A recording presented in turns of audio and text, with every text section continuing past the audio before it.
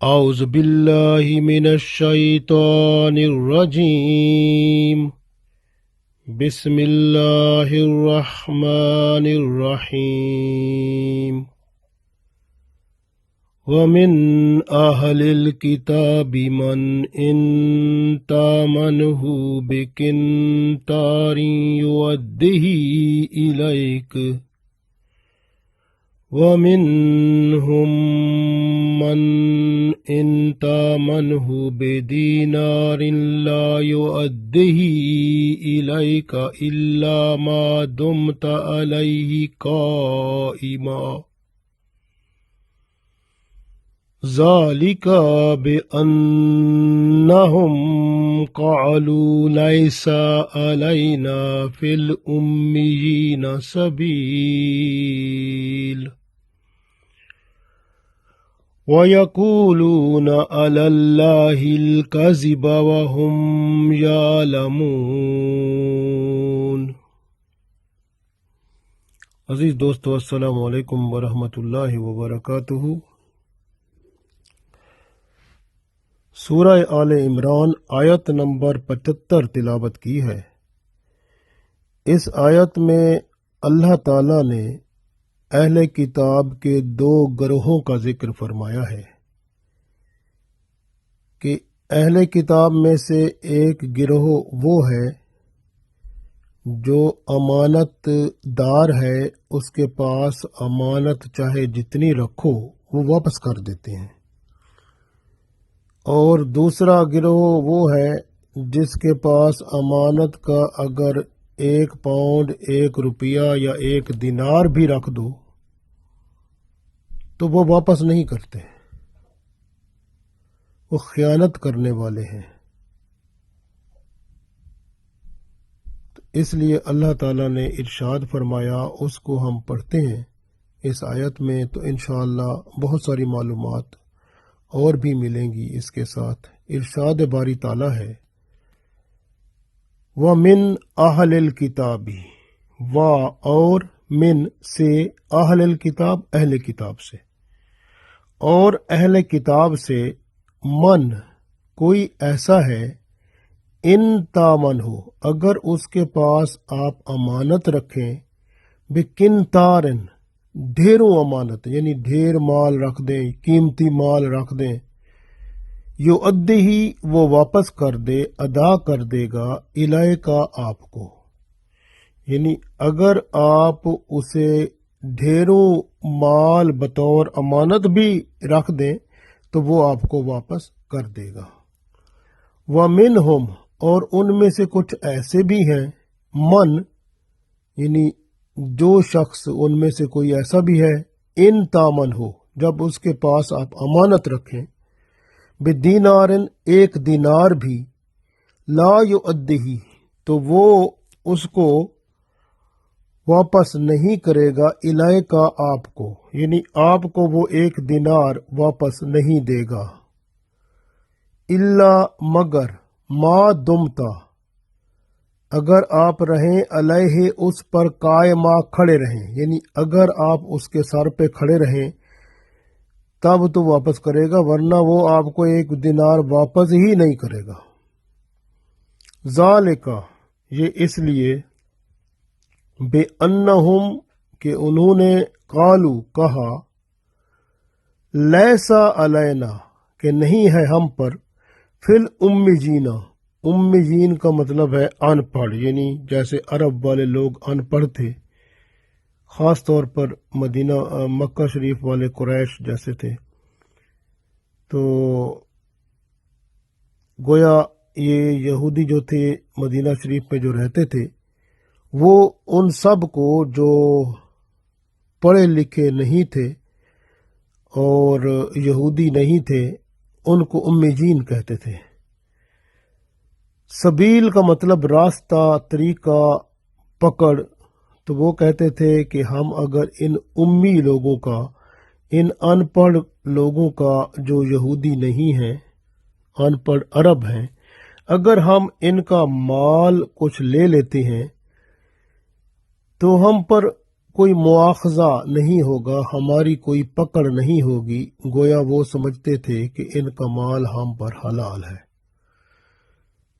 اور ساتھ یہ بھی کہتے تھے کہ یہ جو لکھا ہوا ہے یہ ہماری کتاب جو ہے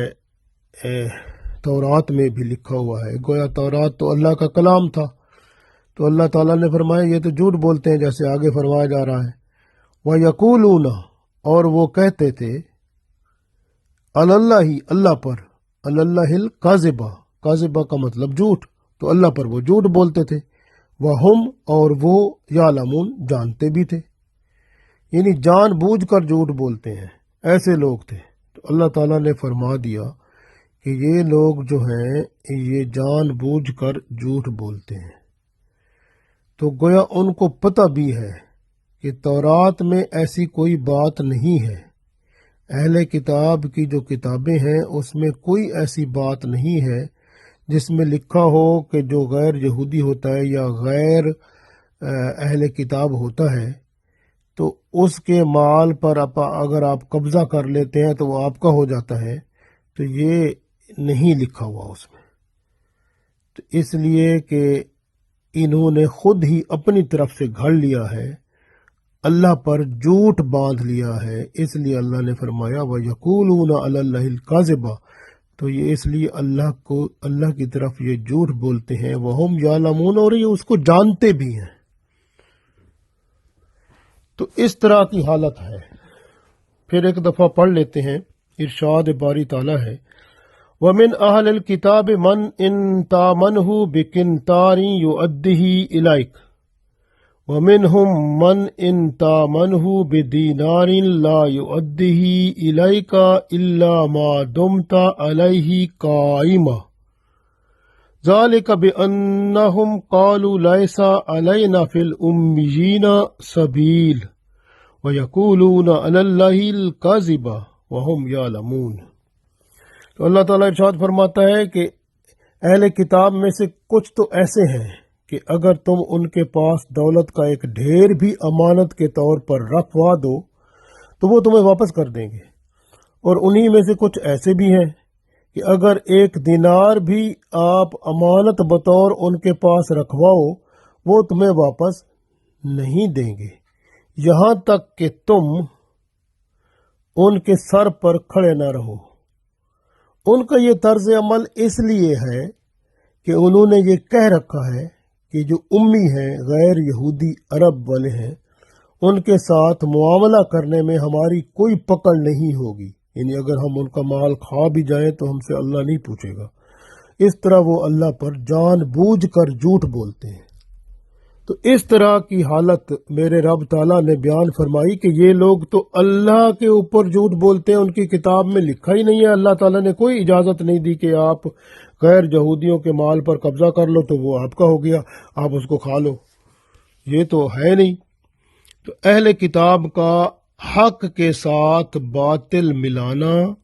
سچ کے ساتھ جھوٹ ملانا، حق کو چھپانا، مومنین کو گمراہ کرنا، یہ سب ہمارے سامنے اللہ نے بیان فرما دیا ہے، اور اب اس میں امانت میں خیانت کو بھی واضح کر دیا گیا ہے کہ یہ لوگ ایسے ہیں کہ امانت میں خیانت بھی کر لیتے ہیں۔ اہل کتاب میں سے بعض ایسے بھی ہیں جن کو امانت بطور آپ کچھ مال دے دیں تو وہ آپ کو واپس بھی کر دیتے ہیں،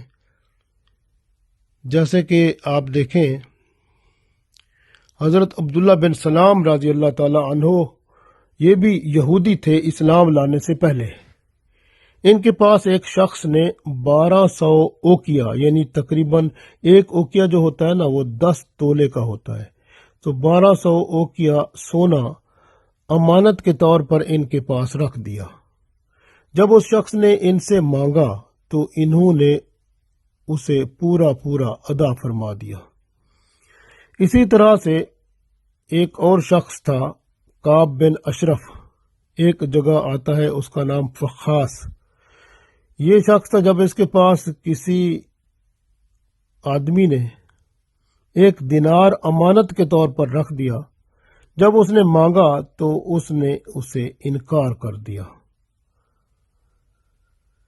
تو یہ یہودیوں میں ایک یا دو فرد کا معاملہ نہ تھا، بلکہ ان کی یہ عادت ہو چکی تھی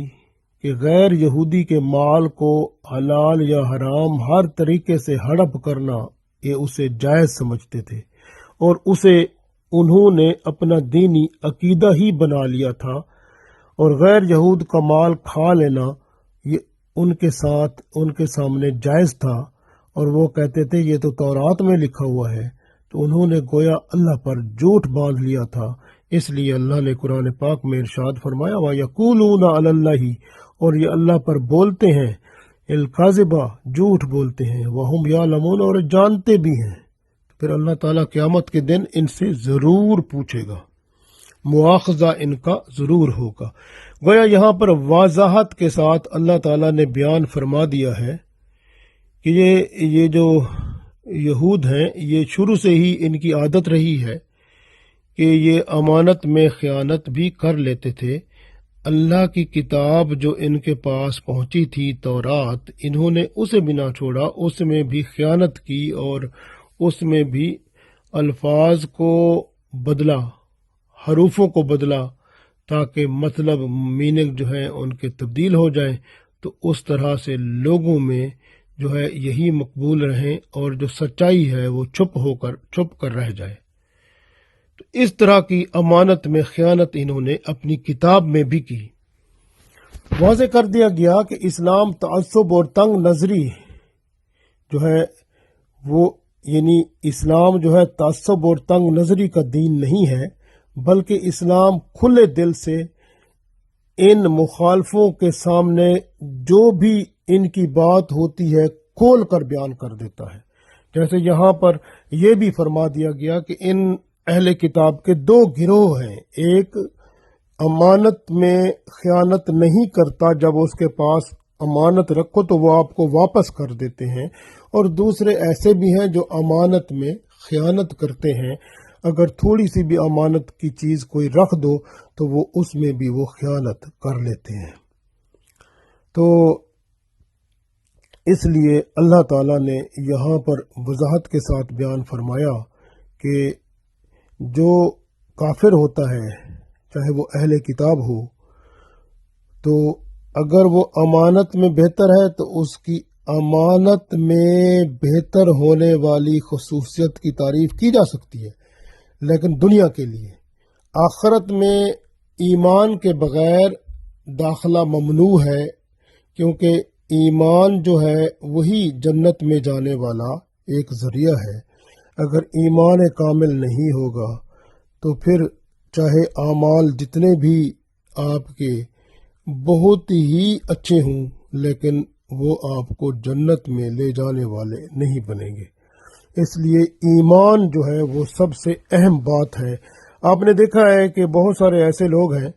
جو مسلمان نہیں ہیں، لیکن وہ اچھے اچھے کام کرتے ہیں، اور بڑے بڑے اچھے کام کرتے ہیں، جہاں زلزلہ آ جائے وہاں مدد کرتے ہیں، جہاں لوگوں کو قحط پڑ جائے وہاں مدد کرتے ہیں، دنیا کی ہر جگہ پر وہ پہنچ جاتے ہیں، لیکن ایمان نہیں لاتے۔ تو ایمان کے نہ ہونے کی وجہ سے ان کو ان کے اچھے اعمال کا صلہ دنیا میں مل جاتا ہے، آخرت میں ان کے لیے کوئی جگہ نہیں ہے۔ تو اس لیے آخرت کا داخلہ جو ہے جنت کا، وہ ایمان کے بغیر ممکن ہی نہیں ہے۔ تو ایمان امانت کا ہی نام ہے۔ جو اللہ کی کتاب ہے، جو سنت رسول صلی اللہ علیہ وسلم ہے، اس کا بندہ امین بن جائے، اس کے اوپر عمل کرے، تو وہی پھر امانت اللہ کی جنت میں لے جانے کا سبب بن جاتی ہے۔ امانت میں خیانت مال کی محبت میں گرفتار کر دیتی ہے۔ جیسے ایک شخص کو 1 دینار دے بیٹھیں تو اسے واپس لینا مشکل ہو جاتا ہے، کیونکہ وہ مال کی محبت میں گرفتار ہو چکا ہے۔ یہودیوں کی فقہ کی کتاب تالمود میں لکھا ہے کہ اگر اسرائیلی کا بیل کسی غیر اسرائیلی کے بیل کو زخمی کر دے تو اس کا کوئی تاوان نہیں ہے، کوئی اس پر جرمانہ نہیں ہے، مگر غیر اسرائیلی کا بیل اگر اسرائیلی کے بیل کو زخمی کر دے تو پھر وہ جرمانہ دے گا، تاوان دے گا۔ اسی طرح لکھا ہوا ہے کہ راستے میں اگر گری پڑی چیز کوئی مل جائے تو دیکھیں، اگر قریب کی بستی اسرائیلیوں کی ہے تو پھر اس کا اعلان کر دیں، اگر غیر اسرائیلیوں کی ہے تو پھر اس کو اپنے پاس رکھ لیں، سمجھے آپ اسی کے مالک ہیں۔ تو اس طرح کی باتیں لکھی ہوئی ہیں۔ یہ سب باتیں یہ نہ شریعت موسوی کے مطابق ہیں اور نہ ہی تورات میں ان کی کوئی اللہ کی طرف سے کوئی احکام ہے۔ یہ صرف من گھڑت چیزیں ہیں جنہوں نے ان کی کتاب میں جگہ پا کر ان کے ایمان کو باطل کر دیا۔ اس لیے وہ کہتے ہیں لیسا علینا فی الامیین سبیل، کہ ہم پر وہ جو ہے کچھ بھی گناہ نہیں ہے فی الامیین، اگر ہم غیر اسرائیلیوں یا غیر اہل کتاب جو ہے ان کا کچھ مال لے لیں تو ہمیں کوئی گرفت نہیں ہے، ہم پر کوئی گرفت نہیں ہوگی، نہ دنیا میں نہ آخرت میں۔ وہ ہمیں ان کا مال اگر ہم لیتے ہیں تو ہم پر حلال ہے۔ تو اس طرح کی باتیں انہوں نے خود کی ہوئی ہیں، اس لیے اللہ نے فرما دیا وَيَقُولُونَ عَلَى اللَّهِ الْكَاذِبَ وَهُمْ يَعْلَمُونَ، کیونکہ یہ اللہ پر جھوٹ بولتے ہیں جبکہ وہ جانتے بھی ہیں۔ تو اس لیے اس سے ہمیں یہ بھی سبق ملتا ہے کہ ہمیں بھی جو حق ہے اس کو صحیح طرح اور سچے طور پر بیان کر دینا چاہیے، اور جو جھوٹ ہے اس کو بھی بتا دینا چاہیے، تاکہ معاملہ جو ہے وہ سامنے کھل کر پیش ہو جائے اور لوگوں کے سامنے کوئی رسوائی کا کوئی سلسلہ نہ بنے، بلکہ حقانیت اور سچائی جو ہے وہ کھل کر سامنے آ جائے۔ اور یہی اسلام ہمیں دعوت دیتا ہے، اور سب کچھ جو ہے وہ اللہ کے اختیار میں ہے۔ اللہ تعالیٰ کی اب جو کتاب ہے وہ قرآن پاک ہے اور سنت رسول صلی اللہ علیہ وسلم ہے، اور یہی آخرت میں یہ حسین ترین جو ہے وہ اجر و ثواب دینے والی چیز ہے، جس کے بدلے میں جنت اللہ تعالیٰ نے رکھی ہے۔ اللہ تعالیٰ سے دعا ہے کہ اللہ تعالیٰ ہمیں دنیا میں اور آخرت میں کامیاب و کامران فرمائے، اور قرآن و سنت کے مطابق زندگی گزار کر ہمیں یہاں سے ایمان کامل اور اعمال صالح کے ساتھ ہی لے جائے، تاکہ ہم جنت الفردوس میں اللہ کے رسول صلی اللہ علیہ وسلم کے ساتھ داخل ہو سکیں۔ اللہ تعالی ہمیں توفیق دے، آمین۔